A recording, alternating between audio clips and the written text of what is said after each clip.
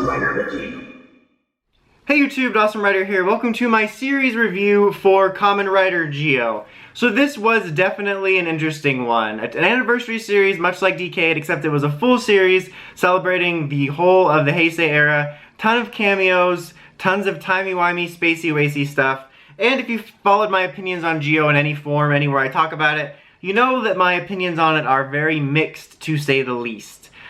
I'm gonna dive into it. I always say I don't want to make this video too long, but then it ends up going on. But let's just start with the plot, and then I'm gonna go over the kind of the characters individually, which will tie into that. But the plot is basically, it's basically the premise of, should we kill baby Hitler? It's also the premise of Deadpool 2, very remarkably similar to that if you watch Deadpool 2, which is kind of funny, of trying to prevent except like the kid doesn't have aspirations to be a good dictator from the beginning of the series. So I mean, it's kind of a generic premise that's been done before. In a way, like with him being this future destroyer also set up a lot of similarities to Decade right off the bat from when we got the premise of, you know, like in the initial scans and stuff like that. But admittedly, it has some interesting stuff, and I was trying to think about the things that frustrated me the most about Geo, because much of my complaints come out of the fact that I enjoy the Raider franchise, so I want it to be good, I want to enjoy it. So that's where a lot of my frustration comes from, and I think the two things that frustrated me most about this series were, the ideas were honestly really cool. I liked the lion's share of the ideas the series had, it's just they very rarely executed them well or on time. And then number two being, I thought the characters weren't really that good at all. Some of them had their moments, but I think they were mostly mishandled. As far as the story goes, like, I liked a lot of the big swings. I mean, I'm happy that they kept Sogo as Omosogo the whole time. There was a lot of theories about him not being Geo, or, you know, yeah, Sogo not being Geo in the future, that it was Gates, or it was gonna be somebody else, or Schwartz. And for better or worse, I'm glad they stuck to their guns with him actually being the dude. And I think that was a concept that was underdeveloped, which I'll get into when I get to his character. But then you have the Rider tributes, which were a huge part of the story, and they're basically split into two halves, where the first halves were really weird, because we went with this mythology idea of when another Rider is created, it basically erases the Rider from the timeline. And then the same thing happens once Build gets his watch, and so then you end up with the amnesiac Riders. So with the cameos, it never really felt like you were spending time with the characters you knew. I think there were a couple that were pretty decent, like, oddly enough, Ghosts I thought was pretty solid, and I liked Oz's as well. I felt the character felt in character, which was nice, but the early tributes were weird. I liked some of the mishmash ones when they couldn't get exact people back, like I liked the Forze Blade one where it was mishmash because it kind of changed up the expected formula. But there's that first half, which is awkward. We're erasing Riders from the timeline, we have amnesiac versions, there's a confusing bit about that. And then you have the second half where they were more or less meeting him in the present day and creating another Riders. And the Riders' history still existed because they were transforming into them, and then they were handing off the ride watches. So it was like an entirely different approach. This is one of the series I would love to see a behind-the-scenes interview about. Like, I doubt that was always the plan. They had to have changed course at some point. I know it can be a little bit tricky because I'm almost certain that there was all that handling of like who we can get back and when and how we handle it with the story. But I feel at the very least they could have been consistent with how they did the tributes. And I'll be honest, I did enjoy the second half of tributes. There were some legitimately well done ones, both in terms of bringing forth the themes of the show and the characters feeling right, almost having some epilogue-y tendencies. Like Blades was good for that, even though I didn't need them to resolve it. I liked Blades' bittersweet ending, and I didn't like them resolving it with Geo's mythology. Although that might be undone now because he reset the universe, or the multiverse as it were. But most of the second half tributes were pretty well done in terms of actually tributing the series, even using the music and stuff. So I wish they would have kept that style, but it also bothered me that there wasn't a consistency. Because as I mentioned, there was that thing about we were erasing the Riders' timeline, but then later there were Riders who weren't, and then when he gets Grand Geo, he can summon other Riders even though he's erased their timelines. And then a question I raised early on when they had the timelines erased was, well then wouldn't Earth just be toast? Because like you erased the Rider so nobody was there to stop a threat, but then it appeared that when you erased that Rider's history, it erased everything surrounding it, meaning any other Riders, any other villains were wiped, like it was just a slate wiped clean. And later on in the finale arc, they mentioned that when all the monsters from the series begun attacking, and they're like, oh, it's because the writers have been erased, but there was no monsters, or there's no one, because the writers have been erased, so no one challenged the monsters. I'm like, okay, well then why didn't that happen earlier? Because the ride watch is cracked? Like, there was just so many logic flaws in it that it really bothered me, and I think it wasn't helped by the fact that they changed their approach later on, which made it more confusing. Something else that actually ended up being kind of a plus is they acted like all these were part of the same universe, which they aren't all meant to be, even though, like, the team-up movies are messy. Like, they don't care at all. They're like the opposite of the MCU with that when it comes to that, where they want the freedom to have a self-contained universe, but they want to do then Sentai, Rider, Metal Hero. We're all in the same universe, but we're also not. It never mattered, but in this series, that problem perpetuated and bothered me. But they did eventually reveal that they're not all supposed to be in the same universe, and that they got fused together, which was kind of a nice callback to Decade, because in Decade's first episode, the Watcheru, or an alternate version of him, talked about how someone was trying to smush all the worlds together. Plus, Decade opened up the multiverse, so we know there's a bunch of infinite worlds.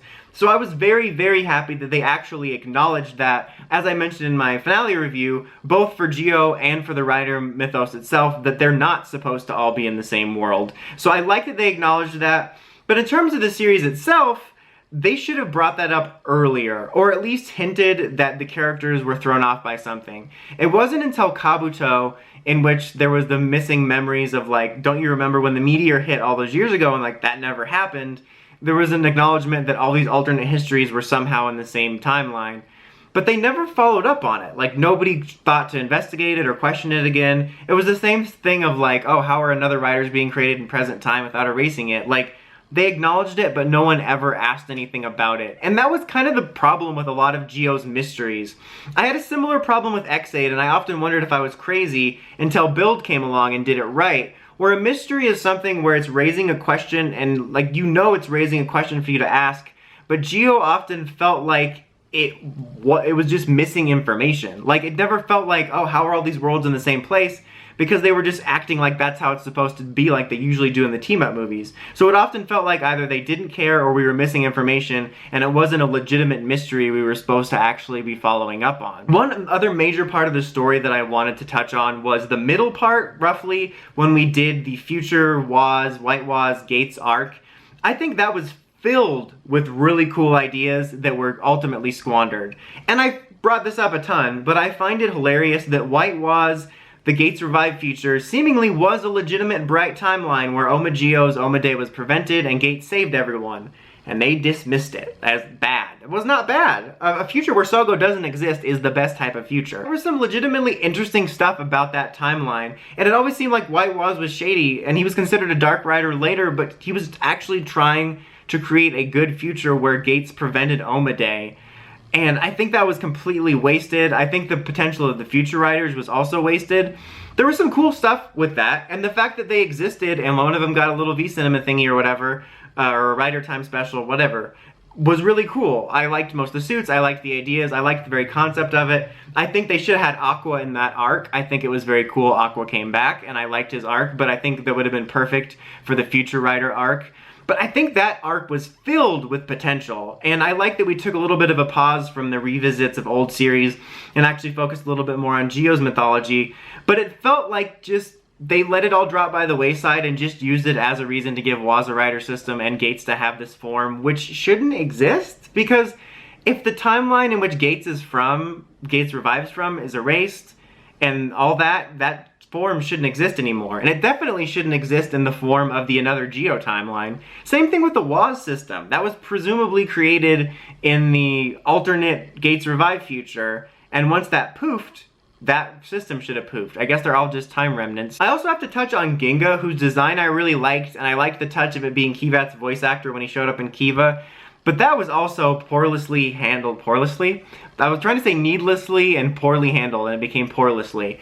Basically, I liked the form, or the suit, but there was nothing behind him. Like, he just showed up, and then they acknowledged in the Kabuto arc, like, maybe he showed up with the meteors that are now showing up, and they're like, maybe. And then nothing happened with it. Like, that actually could have been really cool to have Ginga show up in the Kiva arc, because you have him voiced by the same dude, but then continue his story in Kabuto, tie it into Kabuto's a little bit, but he just felt like a character there to give to give Woz another form, And in that case, just give Waz another form. Like with how Needless Ginga was done, even though I kind of dug his suit, I almost would have just rather Waz had a straight up new form that didn't have anything to do with featuring another writer. Like maybe a new form born out of the fact that Black Waz was using that now, and it was about the different timeline and stuff like that. I'm gonna bring this up real quick and then dive into characters because I feel a lot of the plot's gonna be covered by the characters. But I did at least enjoy watching a lot of the finale arc. I mentioned in the review I liked how Decade, or in the season review, finale review,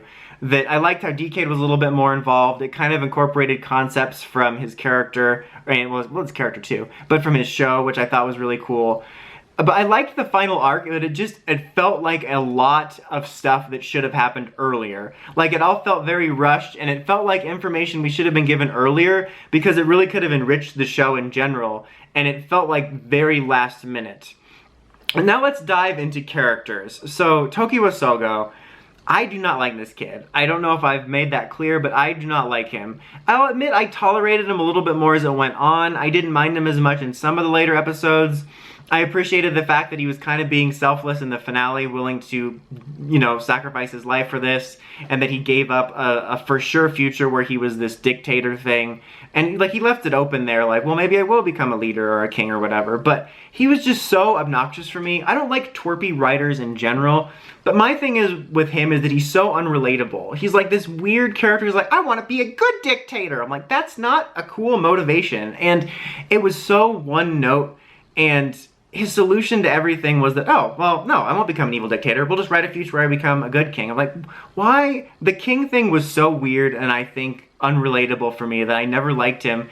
And it turned into one of those situations where it was semi-similar to why I didn't like Gentaro, where he reacted to every situation the same. So it didn't make me feel like he was an actual character, more like an NPC that just has one reply.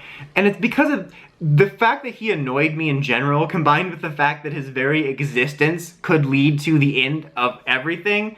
It's like, he's not worth the debate. Even if taking him out doesn't solve time, could it hurt, like, just to try it? I didn't care for Gentaro or Emu so much, but it's like, it's compounded by the fact that what if they existed and also maybe would end time? So that, I just didn't like Sogo with that. I think he would have been more interesting if he was literally just an average dude that didn't really have any political king, good dictator aspirations. And so he's almost equally shocked to find out that he becomes any sort of leader. And then you could have his arc be about still trying to buck the Omageo future, and over the course of the series discover he has leadership qualities, and you kind of grow into that, but in a good way. And then maybe at the end of the series he ends up going into politics or something. Something that's not like, I'm gonna become a king, like a monarchy. Like, that's just weird. It was almost cartoony. And I think that would have been better served. Or maybe trying to turn the journey to Geo's powers, like acknowledging, well, in order to stop this, I need Geo's powers. But to change the timeline, I'm gonna use the powers. Instead of becoming a dictator, I'm going to use them to become a Kamen Rider. Make it about getting the powers to become what a Kamen Rider is. You know, protecting smiles, all that dentist stuff. Since it was a anniversary series, and I don't know, I just never liked that. I never liked him because of that. I've never wanted to see a main character taken out more. Like I said, I tolerated him more at the end, but I just found him to be so unlikable in one note. And to be quite honest, until the end, very selfish. It wasn't until, I think it was around maybe quarter of the way through when he first threw away the driver right before the Future Rider arc started. And that was the only time I'm like, well, finally, you're proving you're a decent person by, like, he wasn't willing to give up his dream of becoming a king to save everything. And even after he threw away the driver, the reason was don't give up on your dreams. I'm like, okay, well, if your dream's to become an evil dictator, maybe you should consider another dream. Now let's move on to Gates. I don't really hate Gates like as far as like an actor perspective, meaning like, Sogo's just in general annoyed me, the way he behaved. But Gates didn't, in terms of that. Like, I was fine with the actor and the character performance, meaning I could see a lot more potential for me liking the character. The worst thing about Gates is he's the worst Terminator of all time. And, again, Sogo's just not worth the debate. The thing with him is that I liked what they were going for, and I could see it, but I don't think it was done right. He almost immediately quit on trying to He almost immediately quit on trying to assassinate Sogo, and was like living with them, and was like in the school, and it's like fun hijinks, like, oh, you better behave, I have a neck brace. It was so rushed, and then it was so wishy-washy about like, oh, I gotta kill you, maybe you're okay. I gotta kill you, maybe you're okay. And there was like 2 times where we hit this really big moment where he decided to believe in Sogo, and then they instantly reversed it. And it felt wishy-washy and not earned. I think that they should have had him be kind of an antagonist for Geo for a decent stretch. Like maybe however many episodes it took Ryuga to become a writer. Like have that be an arc. And it's not like Gates isn't going to be a hero that you can have for kids to root for, because he'd still be fighting the Time Jackers and fighting evil. He would just also be against Geo. That's not unheard of in writer, to have another writer who's also a hero of justice, but his views don't line up with the main writer, or he doesn't like him, and they're also fighting. And I think it would have rang more true to me to have them at odds for a little bit longer, for maybe around 10 episodes, and then you have them slowly start to come around to it and do it more gradually. Because it's a little bit generic, but the idea of him becoming friends with Sogo and believing that they can change the future isn't a bad one. I like it on paper, I just felt like they never really earned it.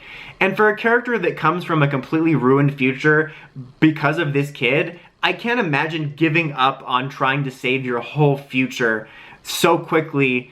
And it just really took the wind out of a lot of it. Like I said, I liked a lot of the ideas of his plot. It just never felt earned.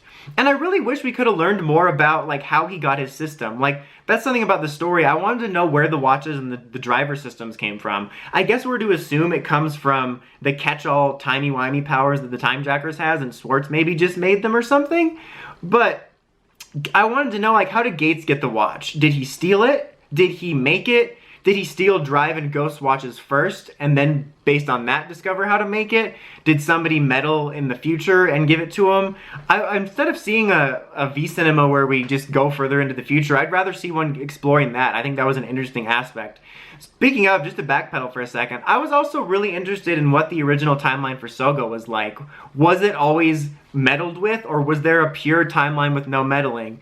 And regardless, I was fascinated to learn more about the Omageo character and how this derpy Sogo that we know could become this hardcore villain. I think that would have been fascinating, so we get to know not only present-day Sogo, but Omageo, and really discover and understand why he became that. I guess there's a potential where to assume that the timeline always occurred with maybe Gates and Tsukiyomi being hurt, and he just chose to be a destroyer. But still, I think there's some legitimately fascinating character stuff to be explored there that didn't happen one way or the other. Then we have Tsukiyomi, who was just honestly kind of there until the end. She just kind of filled the traditional writer girl role, which is running into scenes and screaming characters' names. A couple moments where she did some things, like there was that time where she all of a sudden decided Sogo was bad when he got the Geo 2 powers, which I thought was weird, because I thought the whole point of that power arc was that he was accepting the darker parts of him but not fearing becoming Omageo. So I felt like it was a good step forward for him, actually, in accepting that anxiety, and then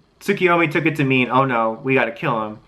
But it felt like she was just there, and then they did everything with her at the end. They introduced the amnesia thing during the Agito arc, which was cool because of Agito's amnesia.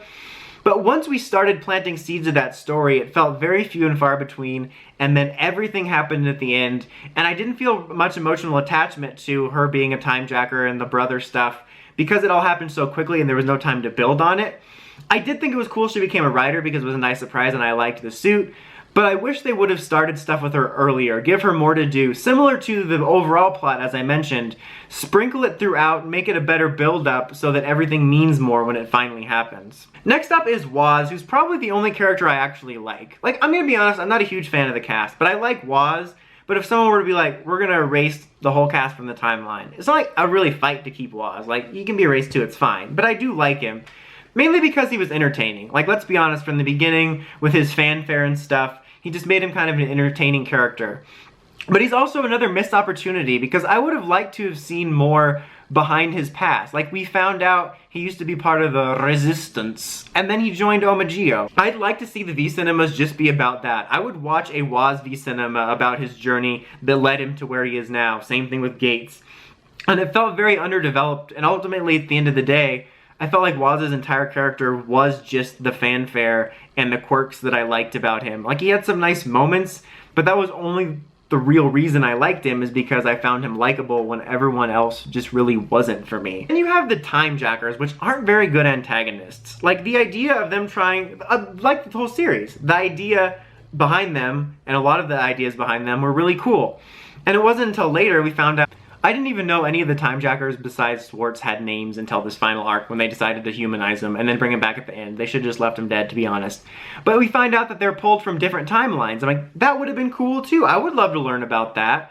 They just felt like they were there to give the writer something to fight, which I guess is true of all villains, but there was a lot of potential there, finding out why the Time Jackers chose to sign up, what timelines were they from, what worlds, or whatever they wanted to do with that. And the idea of them wanting to come up with an alternate future king was kind of cool, but they always chose random people. There was actually a couple, like Dan from Xaid, where that was made sense. Like, he wanted to be a ruler, but other ones would be like, oh, this guy works at construction, let's make him the future king. Schwartz too, like, it was all too little too late. We found out there was legitimately some interesting potential for them, but we found out all about it within, what, the last 10 episodes? And I think they could have been some at least solid villains if we would have started learning stuff about them earlier. Schwartz in particular, because we find out his motivation was to save his world from destruction. Because for some reason his world's going to be destroyed because it doesn't have a writer. I want to know why writers are such important tent poles to time, where if you erase Kuga, like, the whole timeline is changed. Or, oh, this world doesn't have a writer, it's toast. Guess that's why Sensei is getting canceled.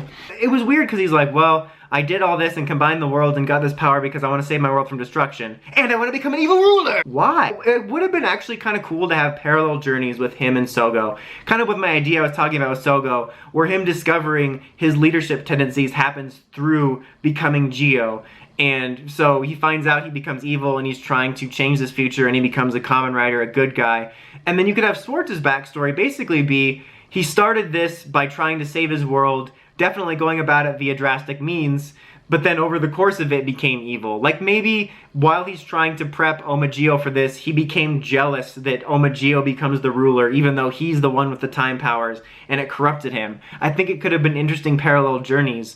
I mean, not every villain has to have a relatable, good motivation to start with, but it was legitimately interesting, and then to make it a mustache twirl there at the end was stupid, and there was really no reason behind it. I think there was just a lot of missed opportunity with them based off of what we found out about them at the end, and I think they were rather disappointing.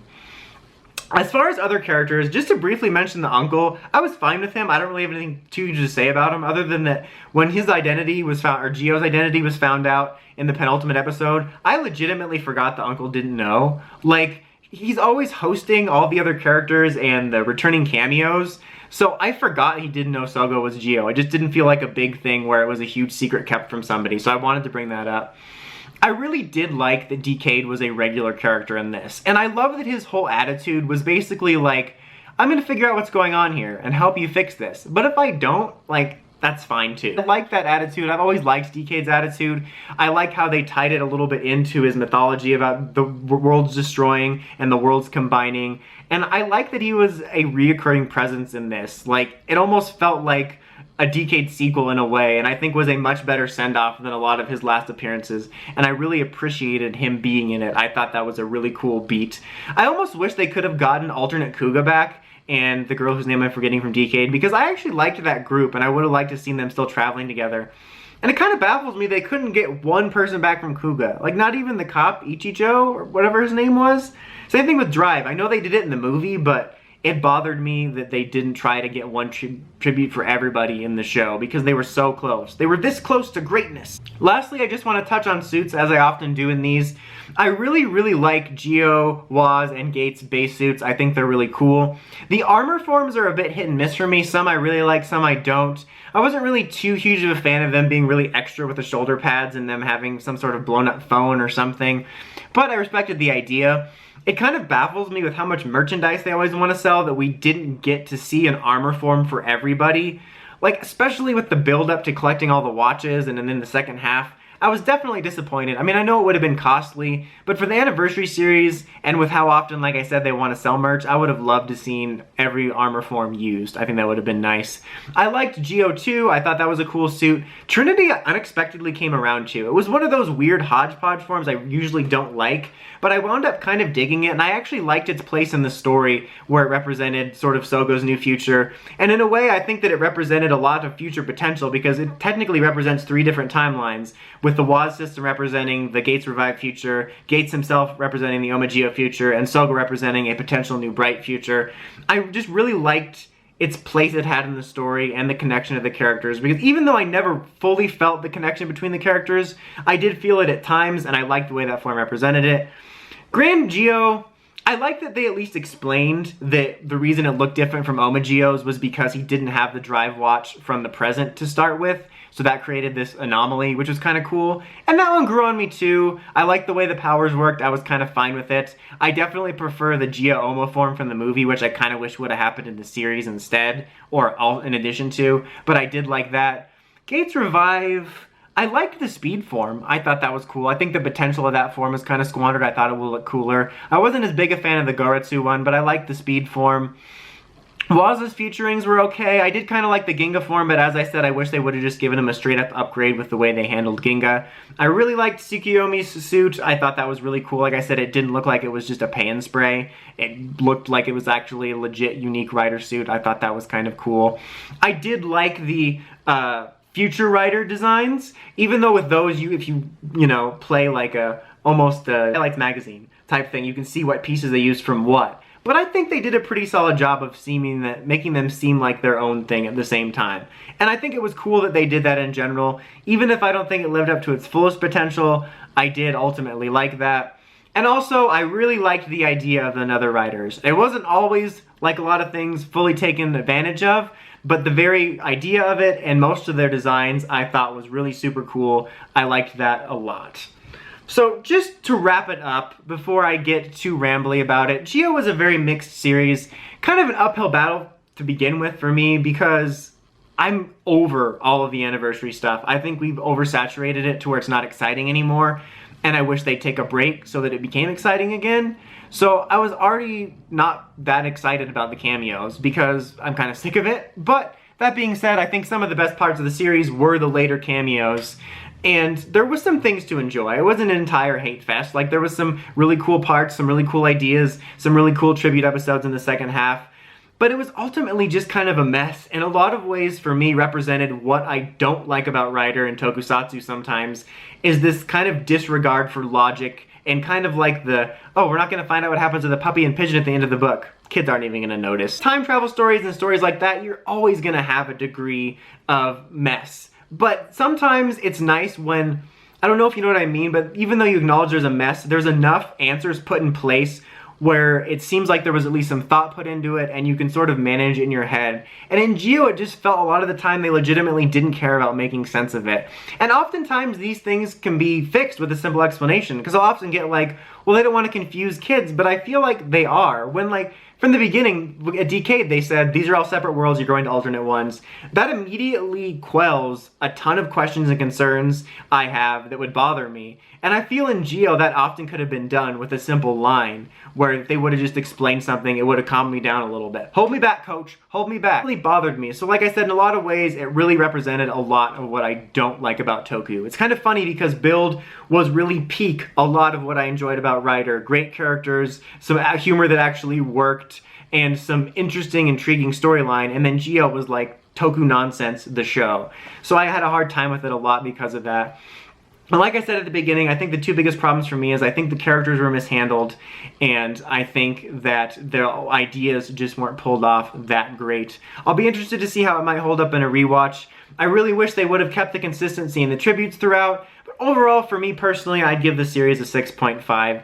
It just wasn't that enjoyable to me. It was just, I think it could have been so much more, and I think that's ultimately why I dislike a lot of it, is because I see the enormous potential this had to be something really cool. Not to say that it didn't have its moments. I think it legitimately had some enjoyable parts. And you know, it's not nothing that this created a lot of discussion. I had a lot of interesting discussions over the last years with you guys and on Twitter and on the podcast and stuff like that. But you know, at least we can say, at least it wasn't the Beat Riders. So next time, don't forget to like, comment, subscribe, and climb the steps and ring the bell so you get notifications for all my videos. Thanks guys, Dawson Rider, signing out.